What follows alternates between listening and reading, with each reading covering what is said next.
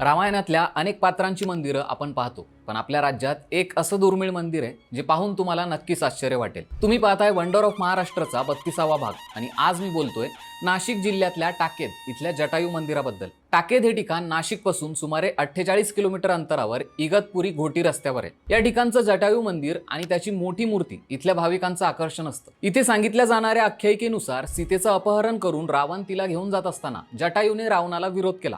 तेव्हा रावणाने त्याचे पंख कापून टाकले, तेव्हा जटायू जमिनीवर पडला। सीतेला शोधत प्रभू रामचंद्र इथे आले असता त्याने रामाला ही घटना सविस्तर सांगितली। प्रभू रामचंद्रांनी जमिनीत एक बाण मारला आणि त्यातून निर्माण झालेलं पाणी जटायूला पाजलं।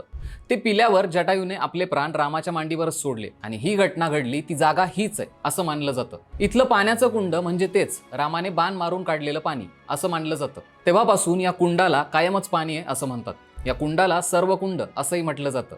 इथल्या मंदिरात एक शिवलिंग आहे। त्याची खासियत ही आहे की त्याचं लिंग हे बाहेर नसून आतल्या बाजूला आहे। असं हे आगळं वेगळं मंदिर आपल्याला या ठिकाणी पाहता येईल। तुम्हालाही या मंदिराला भेट देण्याची इच्छा आहे का? कमेंट करून नक्की सांगा।